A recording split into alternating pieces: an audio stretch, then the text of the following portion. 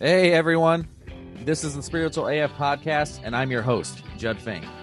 On this podcast, you'll hear about my personal journey that led me on the path to spiritual growth, the journey of my guests, and the wisdom that we've gained along the way. It's important to me to put this podcast out in hopes that the stories contained in it resonate with the listener and assist people on their own path to healing and growth. I am deeply thankful to even have the opportunity to do this. It's going to be a hell of a lot of fun, guys. So let's go. And thank you so much for listening. Hi, this is the Spiritual AF Podcast, and I'm the host, Judd Fink. Today I'm here with Nick Prefontaine. Thank you for being here, Nick, today. Judd, I'm so excited. Yeah, I'm so excited to be here with you and your listeners. I was hooked as soon as I heard the name of the podcast. So, all right. That's awesome. Well, Nick here is a speaker, an author, creator of the STEP program, and what he overall does is he helps people, he helps trauma survivors thrive with the rest of their lives and helps them get through their traumas. Is that not correct, Nick? that's accurate. Yeah, you hit it right in the head. Yeah, awesome. So why don't you start with your story about your trauma and what got you to where you are now? Sure, that's really that really led me to where I am today. So happy to go back and revisit that. I was at ski club with my friends, and I was only in 8th grade, and my friends and I had brought I was a snowboarder, so we brought all of our gear, all of our snowboard gear on the bus so we could get ready, so we wouldn't miss a precious moment once we got to the mountain. And getting ready, I realized that I forgot one thing that I usually brought to that mountain when we did ski club, because it was a little bigger than what I was used to, and that was my helmet. I didn't think anything would happen. Nothing ever did happen, so I would just didn't even give it a second thought. I was just like, all right, well, I'll be careful today. I'll be safe. So got to the mountain, and the rest of the class migrated inside to waste time. That's like 2 or 3 extra runs we could get in because we were ready. Yeah. We hit the chairlift right off the bat, and going up the chairlift, we noticed that it was very icy because it had been raining earlier in the day. Okay. And the chairlift actually went right over the terrain park where all of the jumps were. And I knew as soon as I saw it that I had to go off the biggest jump in the terrain park. There really wasn't even a moment in my mind of thinking, oh, should I be careful today? Or maybe because it's icy, I probably shouldn't do it. Or maybe I should. There was none of that. It was like a foregone conclusion. So in my mind, I was already thinking about what we were going to do after I landed that huge trick. Got to the top, buckled into my snowboard, took a breath of that crisp winter air, and confidently charged towards that jump with all my speed. And going up to the jump, Judd, I caught the edge of my snowboard on the snow going up the jump, and that's the last thing that I remember. So due to the severity of my injury, they wanted to bring a helicopter to the mountain to rush me to the hospital. They couldn't because it was too windy. So they sent in an ambulance, and out of all the paramedics in the area, there was only one who could intubate on the spot, and I needed that to be able to breathe. And he was one of the paramedics that showed up to the mountain that day. So I was forced to go off the jump off balance, caught the edge of my snowboard, went off balance, and what I've learned, or what I pieced together, is that I landed on my head. So something else that I learned was that not only did I hit initially, but the only cushioning that my head had, although I didn't have a helmet on, was my pair of goggles. I wore a big pair of goggles with a lot of padding on them, and I couldn't even fathom that I would use them to brace my fall, but they were in fact the only thing that braced my fall between my head and the ice and the mountain. And I learned that as not only did they brace the initial impact, as I continued to roll down the mountain and continued to hit my head, because it wasn't just a one and done. I hit my head and then, okay, I'm out. Mm-hmm. I kept hitting my head just because I had so much momentum.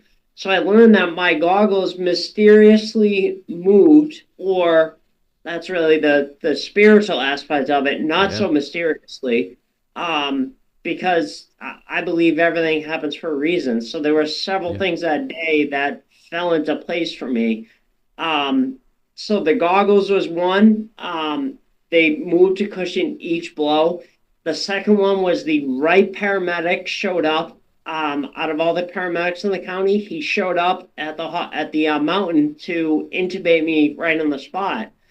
The third thing was once I got to the hospital, I was out. I was in a coma, and the doctors weren't even sure how long I would be in the coma. And they came to share the not so positive news. As I'm sure you can imagine, the hospitals can't, for liability reasons, paint a rosy picture of your recovery. Mm-hmm. So they have to give the worst case scenario. So the doctors came into my room. They started to share that in front of me to my parents because they figured, oh, he's in a coma. He can't hear us. My mom stopped them. And she said, no, not in front of him, because she understood that, Judd, even though I was in a coma, I was still taking in information. Yeah. So she made the doctors step outside the room. And then once they were outside the room, that's where the doctors told my parents that I was in a coma. They weren't sure how long I was going to be out. And even when I came out of the coma, if I came out of the coma, there was a good chance that I probably wouldn't be able to walk, talk, or eat on my own ever again.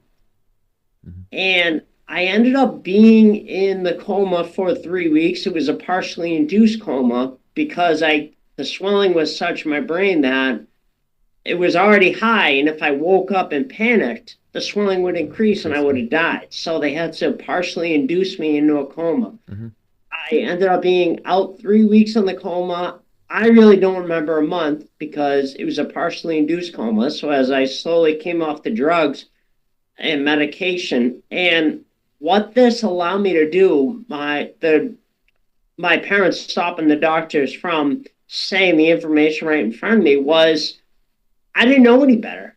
I treated it like any other situation. So once I was aware of my surroundings and the work that was left in front of me, I just treated it like any other situation. I got up, did the best that I could, and I kept getting better every day. And I say got up. At first, I was in some pretty rough shape. I needed a fully supported wheelchair. I mean, it would take 3 nurses to support me to sit up in bed for 8 minutes at a time. And after that, I was sweating profusely like I had just ran a marathon or something. Yeah. So then graduated to a fully supported wheelchair and then a regular wheelchair. And it was right around this time when I started to get my wits about me, if you will, mm-hmm. that I unknowingly started to use a system to not only make a full recovery, but run out of the hospital. And that's the STEP system. STEP is an acronym. It stands for, I'll give it 10,000-foot view. It stands for support. So support, make sure that you have the support of your family and friends right from the beginning. This is going to have you falling back on relationships that you built prior to your setback. T is trust. Trust that once you take your first step, your next step is always going to be available to you. Follow it, and also trust that voice that you have, and we all have. Back to the spiritual aspect, we all have within inside of ourselves. So I overheard my parents right around this time when I was getting my wits about me, but I still had a long road to go. A month after I got in my accident, and I overheard my parents talking with my team of doctors and therapists. And at this point, I still wasn't audible. I really couldn't talk. If anything, it was a whisper. I was communicating with whispers and blinking for the most part. And I was in a wheelchair.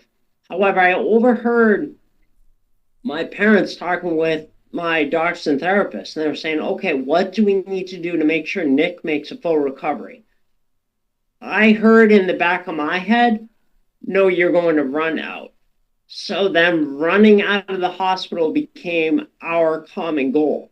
And if we have time, which I think we do, later, I'm going to share how that voice came back to me. That voice in the back of my head came back to me, resurfaced in my life, that really led me to what I'm doing today. So, and then E is energy. So maintaining your energy allows your body's natural ability to be able to heal itself. Medication has the potential to get in the way of that. After coming out of the coma, obviously I had a lot of medication, drugs and medication pumped into me to help keep me alive. I needed that.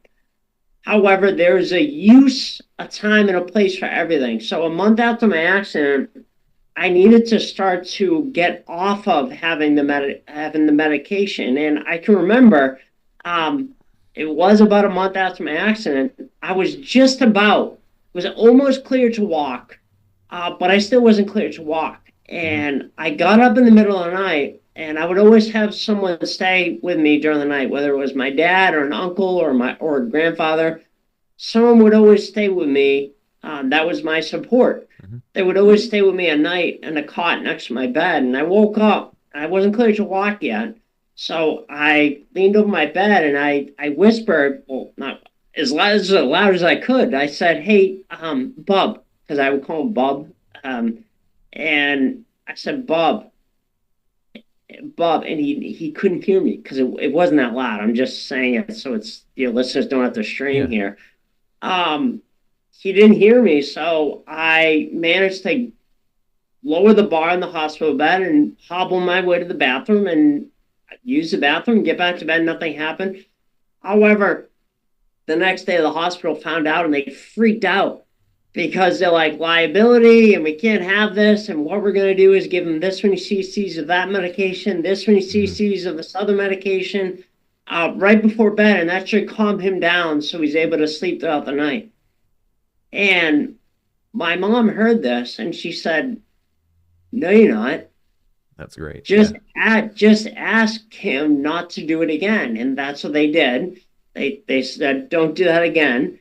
And I didn't have any other problems. Nothing ever happened. However, if I didn't have an advocate there to advocate for me, they would have and hospitals and nurses and doctors, they're doing their best with what they have to deal with. I'm not discounting any of the work that they're doing. They would have just, to make their jobs easier, they would have just given me medication.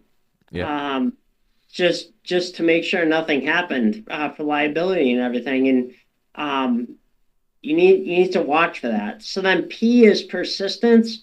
So once you take your first step, keep getting up every day and taking your next step, no matter how small. And by doing something every day towards your recovery, you are building an unstoppable momentum. So if you fast forward a little bit, less than 60 days later, after being moved to the rehab hospital, I realized my goal of running out of the hospital. And it really wasn't like my work was done. I had to continue to go to outpatient therapy for another 6 months, Judd, along with being tutored all summer long, 5 days a week, in order to continue on to high school with the rest of my classmates. So with that, I'll take a breath and see if you have any questions. I've been doing a heck of a lot of talking. No, that's great, man. What an amazing story, though. And you mentioned, the trust and trusting that voice that you get in the back of your head. And from what I know that to be, it's either, however you'd like to refer to it, spirit, source, your higher self, whatever, however anyone would like to define that. And it is super important to listen to that. That could, intuition, However, it's coming through to you, and you being in that coma, the asleep awake state, basically, right? Like when your mother didn't want you to hear what the doctors had to say, the worst case scenario, so you didn't take in that information, because that's when you, in that theta state, is when the information is, when you're a It would sponge. have came in is the ironic part. It It would would have have, came in. yeah, Yeah. exactly. Yeah. Yeah. And then the what you're talking about too, with the support from family, I mean, just everyone, your relationships that you had prior to your injury and all the stuff is just huge, right? Because we do need support from others. And energy, well, to me, energy is everything, right? It's your thoughts, it's your actions, it's whatever, right? And it's your belief, and your belief is energy as well too. It comes from your subconscious, and through, and traumatized people have, even me myself, I had a very tough time overcoming my trauma and putting, believing in myself and overcome with, and taking the steps forward, what I needed to do for myself in my recovery and everything. And then being persistent in it as well, showing up for yourself every day as often as you possibly can. Not every day is going to be a great day, but actually it's all in how you look at it. It's all perspective, correct? And at least I'm here, at least I'm breathing, at least I get to do this, right? Yeah. And through persistence, it's actually epigenetics. It's actually changing your DNA. You're becoming, a different person throughout that. You are determined. You are, ready to go. You're showing really the universe, God, whatever you'd like to refer to it as like, this is what I'm doing. This is who I am, right? And then you created everything that you've done from that, from what you experienced too, which is just incredible. And you also mentioned about, doctors and medications and stuff. And you're right. Medications do have their time and place, and I've taken them myself, when I've needed to take them, but they do get in the way. They are a block a lot of the times, they do have their purpose, but I think, approaching everything from a holistic standpoint is much more healthy, whatever's natural, right? At least that's my point of view on the stuff. Drink a bunch of water, eat as healthy as you can, take care of your body, your mind, your spirit overall. Take care of yourself, who you are. And your story is just awesome. So, what, tell me more about, you're an author as well. So what are your books, and what are they about as well? Sure, they're actually, it kind of fits into the rest of my story, because they're all my books, and everything that the best-selling author status that I am for the books that I'm best-selling author that have achieved that status are with the real estate coaching and mentoring company that it's a family business, and I'm a part of that. And I'll shift and tell you how that all fits into it. Sure. It's actually really interesting. So it's a little Judd, it's a little surreal to me that only 18 months later, after finishing rehab, because you're a young guy, I'm sure you can relate to this, that when you're younger, well, anyone really, that was an ageist comment, I guess you could call it, but it's okay. Yeah. Anyone can relate to this. So when you're younger, time is compressed. So if you're looking at like 6 months, 12 months, 18 months, that seems like a lifetime away. However, it's not a lot of time. It's not, yeah.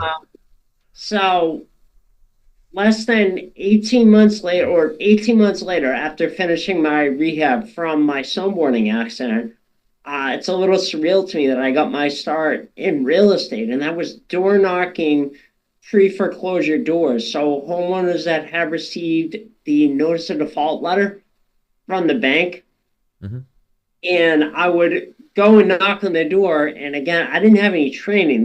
They just gave me basically a script, and they told me where to go and look to find these people. Go to this particular website and you can locate them.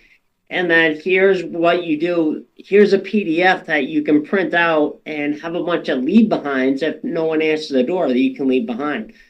So I thought in my 16-year-old mind, I had just got my driver's license, and I thought in my mind, oh, okay, I want to go to the areas where, not the suburbs, the nice houses, the pretty houses, the like great communities and everything, where you have to drive 20 or 30 minutes between these doors. I thought in my mind, well, I only have one day to do this because I have to go to school during the week. So I'm going to go to these cities and the areas of cities where they're right next door to each other. These notice of default doors, meaning they had missed several payments on their loan. The bank still hadn't foreclosed on the house. So I ended up going to some not so great areas of cities where these notice of defaults were right next to each other. And at first, I didn't have a lot of success, and I get a lot of doors slammed in my face. However, after starting, because I think that's the most important part, and what starting is what a lot of people are missing.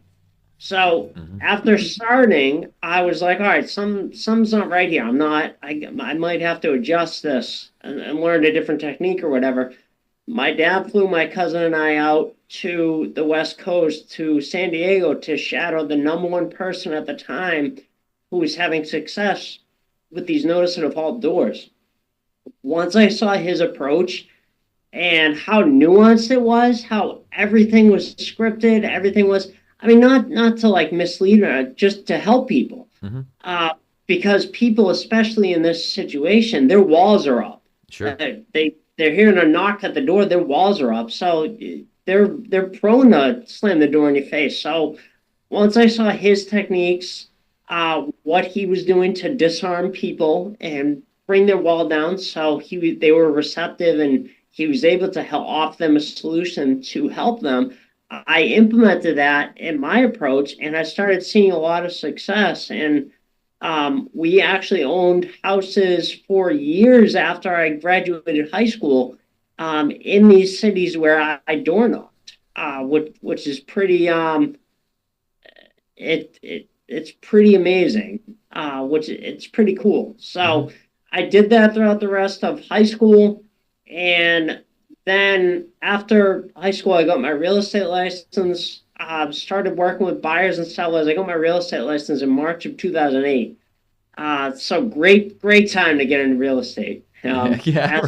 As the market was crashing. Yeah. So help buyers and sellers really full time till 2014. Then my dad approached me. He was an investor at the time, and he approached me and said that he needed help he was getting all these properties under contract. So without using any of his credit, his personal credit or his money, buying them, I'll lay a few out just for your listener, just to keep it broad here. Buying them on like owner financing, subject to someone's existing loan or with a lease purchase, like a delayed cash sale. So he was buying all these properties and he needed help marketing them. So I remember I was reluctant at first, like, no, I got my own thing going on here. I don't want to mess with whatever you're doing. But he asked me more than once, and luckily he did, because then my business over the course of 15 months shifted from, I was making like 80 or 90% of my income as a realtor and only 10% with him as an investor, marketing all his properties. Then over the course of 15 months, my income shifted, and it didn't even make sense for me to keep my real estate license anymore. And I let it go in January of 2016. And marketing all the homes came, all right, now I need help with someone to answer all these buyer calls and buyer inquiries. And Then it was working with all the buyers and developing a process that we got to bring these buyers through so they're able to get to the end of their rent-to-own deal and be able to get their own loan. And now we not only do that for our properties and our personal portfolio, if you will, we also do this with associates all over the country who we help to implement the same tools, systems, and processes that have made us so successful in our business. And back to the voice in the back of your head, if I could. Absolutely. So with that smart real estate coach, with the and I'll give you listeners a link at the end. They can go check that out if they're interested. But with that, I've had the opportunity to tell my story from stage. We've held events since 2016, and usually at those events we hold them once or twice a year. So usually at those events, I've been able to get up on stage and tell my story. I really thought I was satisfying that voice in the back of my head. Because ever since I've got out of school, ever since I got out of high school, I've always had this voice in the back of my head that's saying, no matter what I'm doing, no matter what I'm being successful at, what level of success I'm achieving, yeah, Nick, that's great. Well, what you really need to be doing is helping trauma survivors through their trauma and then to thrive with the rest of their lives. So I always thought I was, by speaking and telling my story from stage, because that's part of what the boys said to me, is you have to be telling your story from stage and helping trauma survivors thrive with the rest of their lives. So by being on stage and telling my story once or twice a year, I always thought I was satisfying that voice, and it kind of went away. It died down for a little bit. However, it was always there, and it was always there. And finally, it got so loud that in May of 2021, it just kept getting louder and louder. And someone who saw me speak in right before COVID in September of 2019 approached me, and that was the longest point, Judd, that I had spoke before on stage and shared my story. That was maybe 15 or 20 minutes, and I thought that was a huge deal. I was like, oh my God, that was like, I worked really hard to prepare for that. So the woman approached me after seeing me in September of 2019, and she gave me her card and said, I'm not looking to steal you from your dad. However, if you're ever looking to fine-tune your message and bring it to another level, I can introduce you to some coaches and mentors that have helped me get started and point you in the right direction. I was still going through a voice issue, and we actually have enough time, so I'll share a little bit about that. So I was still going through a voice issue that I had developed in 2012, and so I wasn't ready yet. However, I always hung on to her card.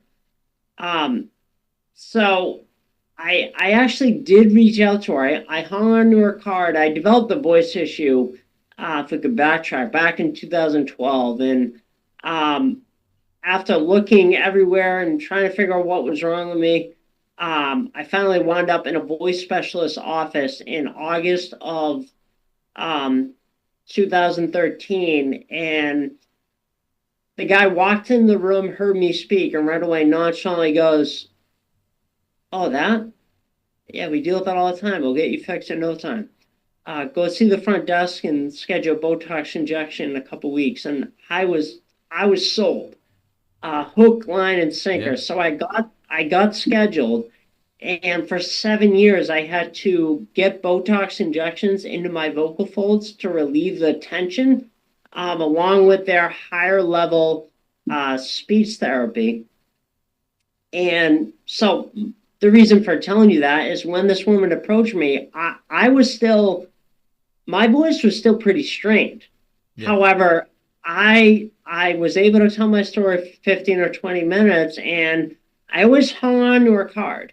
And I finally reached out to her in May of 2021 because that voice just kept getting louder. And I said, okay, I'm ready. Who should I talk to? She introduced me to her mentor, Trisha Brooke, who's become my mentor.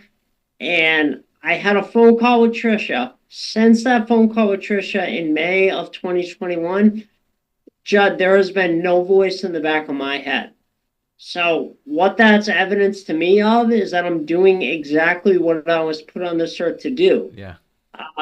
And just to give you kind of a like an inside look into that conversation, that initial conversation I had with Trisha, I share my goals and what I was looking to do.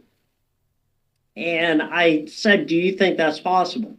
She said, absolutely. I said, okay, what do you think I should do? She said, the Speaker Salon. So I said, what's Speaker Salon? And she said, well, you get to, with up to 10 other speakers, you commute to New York City for 6 weeks in a row. So for the first 5 weeks, you work with the other speakers and me from 10 to 2. You work with me and the other speakers to craft a talk, to craft a 10 or 15-minute talk. And then on the final week, you perform it for TEDx organizers, event organizers, people who can book you to speak. So Okay. I said yes. She said that's 25,000, and I still said yes. So then working with her during that, she pitched the idea of what it would be like to work with her one-on-one. Because she said she specializes in working with speakers to help them build out their speaker platform. And I mean, Judd, I didn't even know what a speaker platform was. I had no idea what a speaker platform was. And previously, as I shared, the longest I had spoken before was maybe 15 or 20 minutes. And I thought that was a big deal. Now I said yes to that, and she said that's 75,000, and I said yes. However, I don't have that hiding under my mattress, so give me a week, and I'll find it. I'll find the money. So I went and applied for financing, and this is actually really this is exciting for me because I just paid that off. I just paid that off back in November, and Trisha was the one who helped me launch Common Goal. So I worked with her very closely one-on-one. We had an hour call every 2 to 3 weeks from January until the end of July of 2022. And I wrote several talks with her, and one of which is my keynote talk, which I now speak for brain injury associations all over the country. So just last month, I spoke at the Brain Injury Association of Vermont at their annual conference. That was a 55 or 60-minute version of my keynote talk. And if someone would have told me 5 years ago that I would be doing a 55 or 60-minute keynote, I would have told them that they were crazy. Yeah. However, because I just kept taking that next step and I trusted that voice inside of me to follow that guidance. I really feel like as long as I'm fine, and this is for everyone, as long as I'm following that guidance and as long as you are following that guidance from that voice in the back of your head telling you that you should be like you should be doing something else, or you should be, like in my case, telling my story from stage and helping trauma survivors thrive with the rest of their lives. As long as I focus on that and I follow that, I trust that I'll be taken care of. So yeah. I just paid that off a couple months ago in November, and she was the one that helped me launch Common Goal, helped me launch several of my talks. 50 and 60-minute plus keynotes. as well as several other talks that are also on my website as well. So I'll give you listeners at the end where they can get access to all that. Yeah. Wow. Yeah, it is just you going through it and trusting. I mean, $75,000 would have been like, oh man, like that's a lot or whatever. But then yeah, you're just like, okay, I'll go get to the financing and I'm gonna do this and trust. Yeah, that's that's incredible. And I'm not saying I don't want to downplay that. I realize not everyone has the ability to do that. However, it wasn't like I had that in a savings account that I could take. Yeah, all right, let me send you the money tomorrow. Like I had to go apply for financing, and Hmm.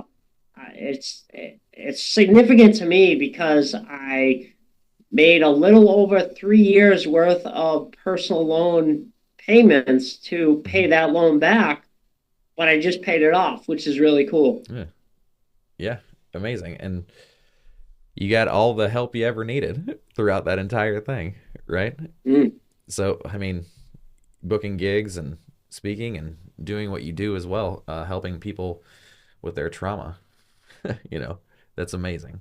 And I read on your website too, the first step is always the hardest, right? So Yes. let's talk about that as well. Oh, absolutely. Yeah. And I actually alluded to it a little bit Hmm. during telling my story is that a lot of people will when I talked about the doors, door knocking pre foreclosure doors. Hmm. So I didn't even realize I was doing this. However, I this is what I tell people to this day is that you have to take some action. Like once you Hmm. know, Hmm. like in my case, when I was doing the doors, I didn't get any formal training on how to do this. I was told, all right, here's a script. Here's where you go find these people, and then here's a lead bond that you leave. And I went out and I got a lot of doors slammed in my face. Hmm. Frankly, I because I didn't know what I was doing. I was just homeowners in distress homeowners that were in distress Yeah, yeah. situations would open the door and they'd be like, "What do you want?" The 16-year-old kid coming, and I just got over my accident. I had to Hmm. learn how to walk, talk, and eat again, and I would just basically say the script, "Hi, my name's Nick. I'm here to help you out of your unfortunate situation." I read it, and I, a lot of doors are slammed in my face. However, the most important thing was I started because Yes. once I started, I could adjust. And okay, well that didn't work. I have to go back and try something different. And then I started seeing success. Hmm. So it's just a lot of people, especially those that are going through any kind of trauma, setback, or life challenge, they're kind of paralyzed and they're stuck with, well, I don't know what to do and I don't want to do the wrong thing. There's no wrong thing Correct. because Yeah. once you take action, you're going to be able to make okay that didn't work, and you're going to be able to adjust it and make a different action. Hmm. But if you're frozen, you Yes. can't make any improvement, and there's no growth in that. Hmm. Yeah. It's just movement, period. It's just, yeah, movement of some sort will, you know, you'll get going from that point and then more persistent and make adjustments and do all those things. You know what you don't Mm-hmm. like after that, Yep. right? Well, you found out one way that it doesn't work. Yeah. Yes, I exactly. guess is the important thing. I think a lot of people get paralyzed in fear that they don't want to make the wrong choice, or they're not sure because they have limited resources, they have limited energy, so they don't want to do the wrong Hmm. thing. Um, but it's an amazing thing, Judd, that once you do some action, I think you talked about it a little bit in your answer to me, is Hmm. that you're going to get energy from that, Hmm. from doing that one thing. And then even if it's the wrong thing, you can adjust and it very likely will be wrong. Yeah. You're going to be able to and be okay with that. You're not going to get it right on the first try every time anyway. Yeah. then you're gonna be able to make a new action going forward. Absolutely. Absolutely. It's just learning from, well, I don't even call them mistakes. It's just something that you don't, you know, Yeah, it's just learning.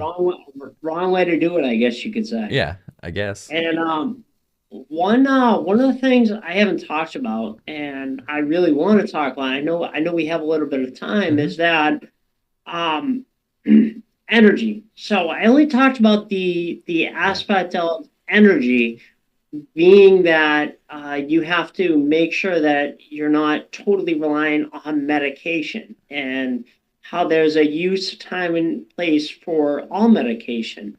sure. And this is really talking about, we were only discussing like a trauma or like a critical event like that. Hmm. However, it was 3 years after my accident that I had to start to get rid my body of all the toxins that were pumped into me to help keep me alive. Hmm. And for that, I actually went to a naturopathic doctor for several things. He did everything based on your blood type, Mm. and Okay. you would get a diet based on your blood type, and then you get all these different herbal supplements that you would take with every meal. And doing this, doing these, if you can imagine, I was only 16 years old, so sticking to a meal plan and a diet and At have to 16, do all that's, the supplements. yeah. It was pretty regimented. It was pretty intense. And Yeah. um, then the most important part was the third thing, which was I had to go there every 2 to 3 weeks, and it was an hour and 20 minutes away from me, depending on traffic. Could be an hour and 30 minutes. I would drive there every 2 to 3 weeks for all these different kinds of treatments. And that was the most important thing, to help rid my body of all the toxins. So, Hmm. just to name a few off the top of my head, is foot bath, colonic acupuncture, sauna, hyperbaric Hmm. chamber, angle therapy, like all those types of natural treatments to help rid my body of all the toxins. Yeah. I can remember sitting in, there was three doctors at the institute, and I can remember sitting in one of the doctor's office after seeing him for 3 years. And they took all my numbers initially when I came in, and then I would have evaluations every 6 to 12 months. And I remember him evaluating me again, doing all my levels, comparing it against where I started from, and him saying, Nick, you've done such a great job with sticking with the diet and the program and the supplements, and most importantly, the treatments. If you want to continue to come here for maintenance, it's definitely a good idea. However, there's not really much we can do for you at this point. So it's interesting that whenever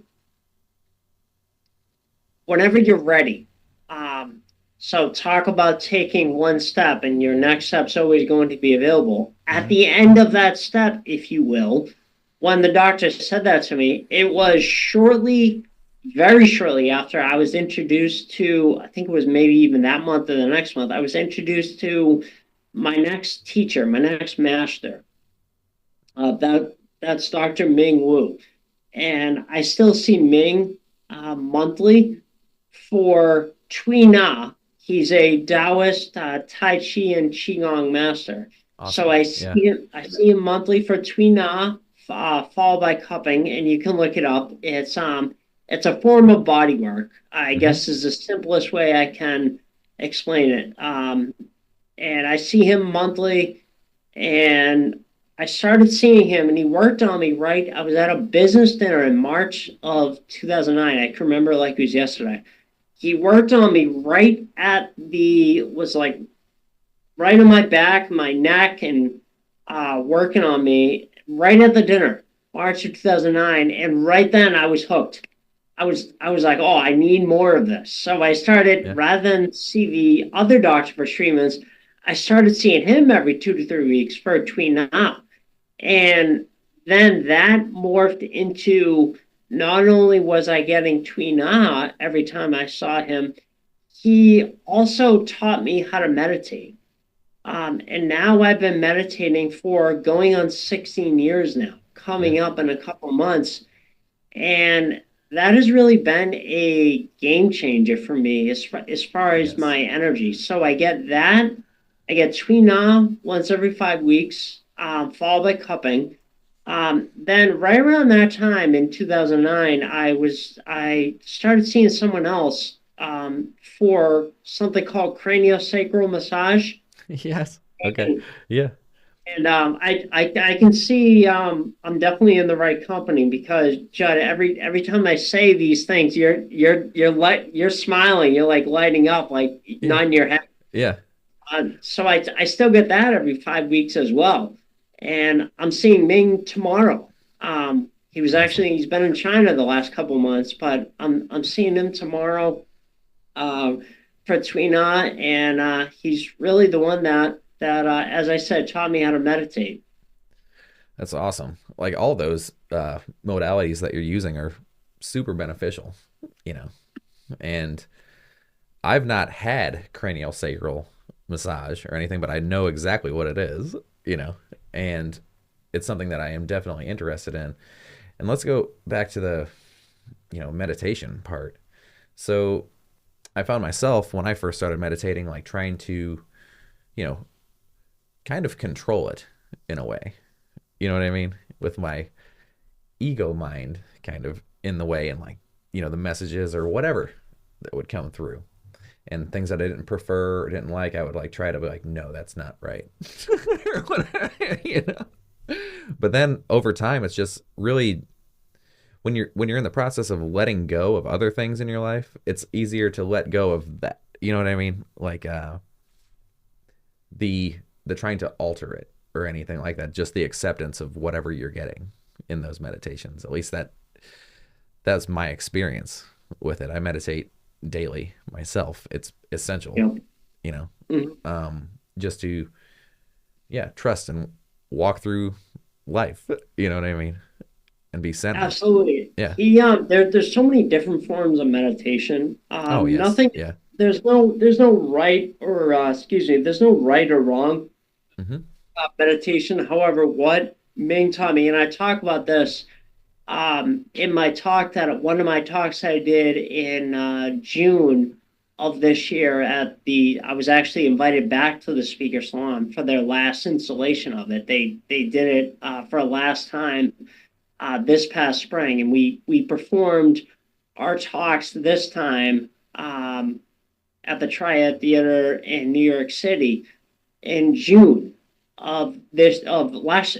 Jeez, with the year just Yeah. Yeah. It changing. just changed. Last Yeah. year, 2024, June of 2024. So that's a talk that's on my website that I don't want to ruin it, but that's a talk that I recommend they all check out. Listen to. Yeah. And it's anyone that's at any point in their journey, like they've heard about meditation, they want to get started, go check it out. I don't Yeah. want to ruin it, but yeah, Yeah. no, definitely check that out because it's very simple what he told me. You don't need a to sit cross-legged on the top of a mountain and Nope. chant, and you don't need anything. It's very simple. There's no right way to do it. Yeah. Yeah. I know exactly what you mean. Like all the different forms, there's no right way to do it. I mean, for Hmm. me, when I work out, it's a meditation. When I play guitar, it's a meditation. You know, Hmm. and it's just you can feel it. You can actually feel it happening, like that connection. Really, like you're being lit up. That's exactly what it is. It's the energy flowing through you. That's that's the best way I can describe it. Right? And it's just this um peace, really, overall, right? Mm. Yeah. It's No, exactly well what said. in that Well moment. said. Yeah. Hmm. And then yeah, I And can I've been doing it almost 16 years, and my mind still wanders. Sure, sure. But it's not the people always think, oh, well, I'm terrible at it because my mind wanders. No, That's my mind okay. still wanders. Yeah, However, what I've gotten better at is when it wanders, just wanders, recognizing it, bringing it back to just nothing. mm-hmm.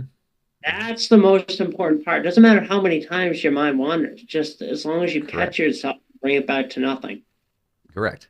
You know, it's totally normal for your mind to wander. I mean, we're all human, Yeah. you know, Yeah. right? And I found out for myself too, and this is, I haven't been meditating for 16 years. I've only been, oh, just over 3 years, probably, I'll say 3.5 years, to be honest, you know.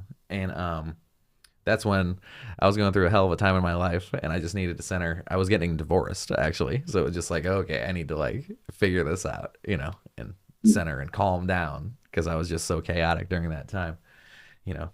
But I found out for myself, it was breath work that brought me to meditation, actually.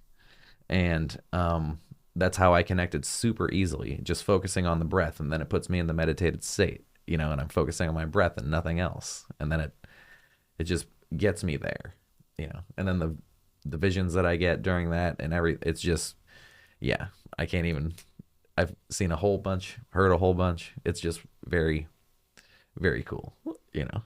No, it's awesome. Yeah. That's great. Yeah. For me, that's what it is. And that's what I encourage people to do too, is explore breath work as well, Mm.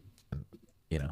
It's definitely a way. Yeah. Yeah. That's definitely, and during my meditation, when I find my mind wandering, I'll just do 3 deep breaths, Mm-hmm. and I'll just pull it in and out 3 times, and then that helps me just get like reset. Yes. Yes, exactly. It Hmm. it's a well, I use it for nervous system regulation as well. Recognizing like when I'm getting anxious and just coming back like, okay, you know, putting my hand on my heart and my stomach and feeling that and just taking those deep breaths, you know, in through the nose, out through the mouth and that rhythm. And it's just super relaxing in the moment. You don't even have to do it for, you know, maybe 30 seconds and then you're good. Just and then recognizing too, like, hey, why am I feeling like this? Like, what fear am I having right now? And why do I, you know? But but yeah, just an incredible story. Like, so tell me about some different aspects or things that you do to help people with trauma as well.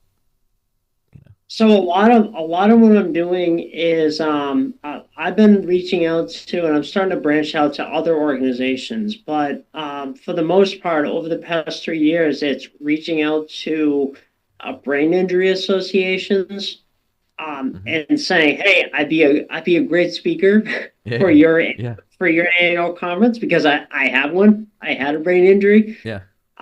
So that's how I've been getting a lot of my talks, is that doing that and doing that modality. So I'll speak at brain injury conferences at their annual conference, and like, to give you an idea, so back in March of 2023, I spoke at the Brain Injury Association of Maryland.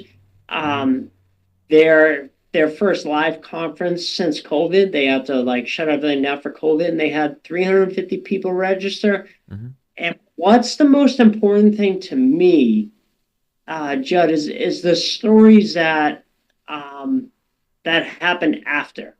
And Hmm. it's not even speaking and doing the, like, that's a part of it. Yeah, I work hard to be able to memorize it and to come up with it. I worked with Trisha to come up with all my talks and everything. Uh, but it's the stories afterwards. So the people that approach me after hearing me share my story, and in the keynote I get to teach the step system. It's really, so it means so much to me, and it's so important that I'm able to kind of give them hope and inspire them to keep going. Because there's a number of people that will um, beat themselves up and be hard on themselves that they're not making more progress, and or get stuck. and freeze and don't know what to do. That's one of the things that we've talked about. And by just sharing my story at these annual conferences for brain injury associations, the amount of people that come up to me and the stories I hear afterwards, of people that I've helped to keep going and to give them hope to keep taking that next step. That's the most important thing to me. Then with that, I have, and I think this might be the perfect place to share it. So, with the keynote, I get to.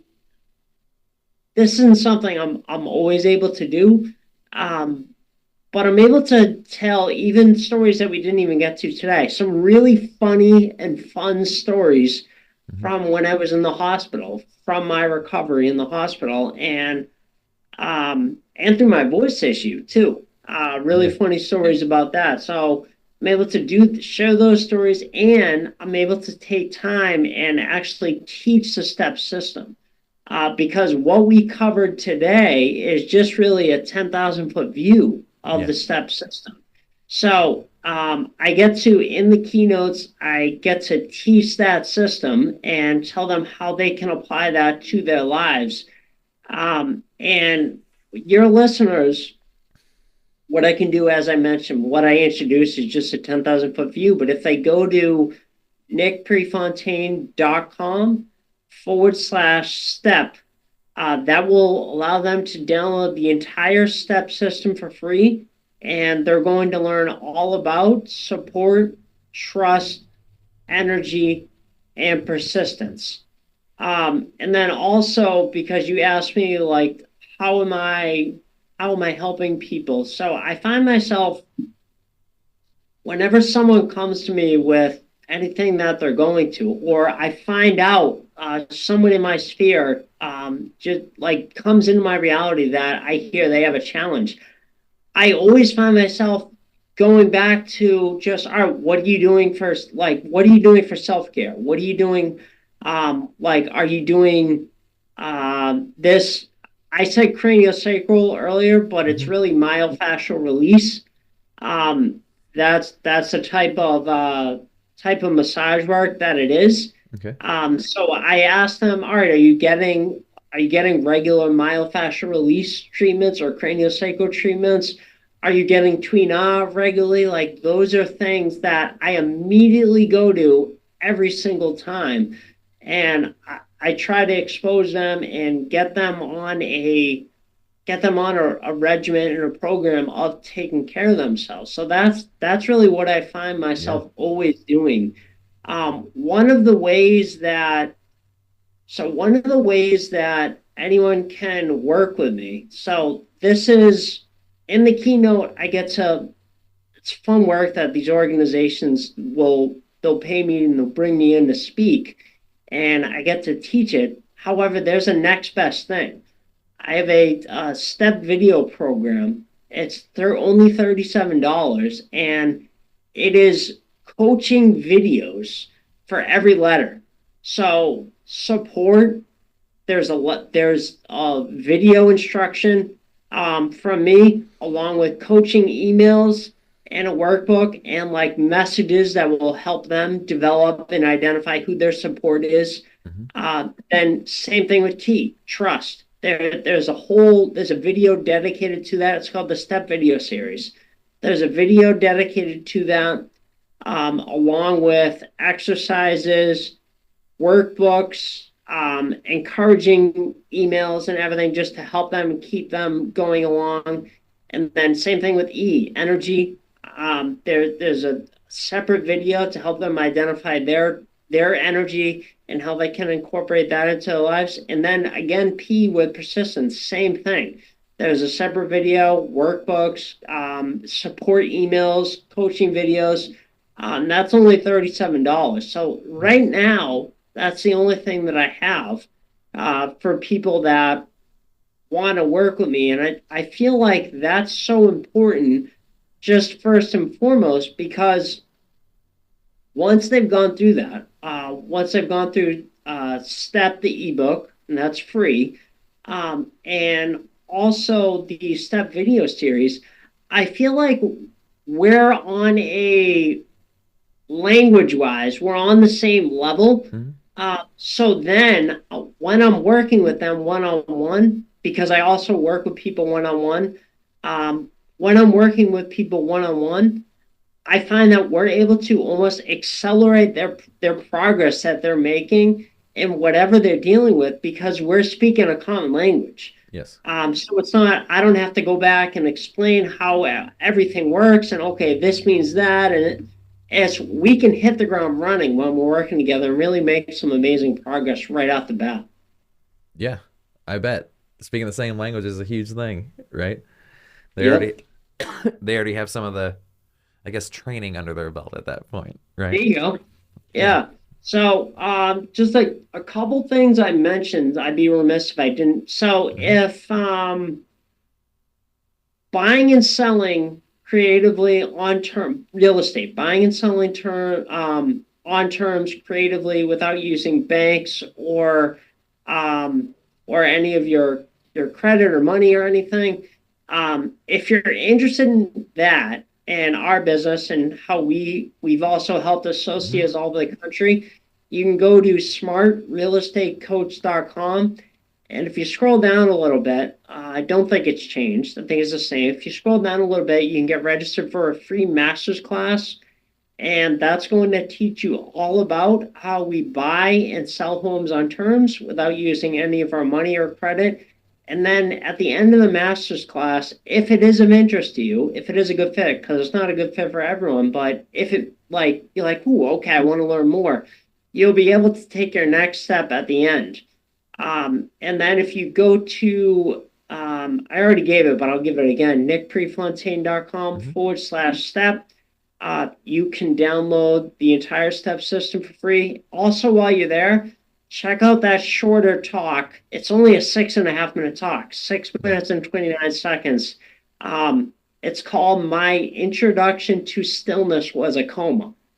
And that's the talk that I'm like, Yeah. oh, Judd, I don't want to get too into detail on Yeah. meditation because that's what I really talk about in that talk. And um, I find that it takes only 6 minutes and 29 seconds, but it can really change your life. Yeah.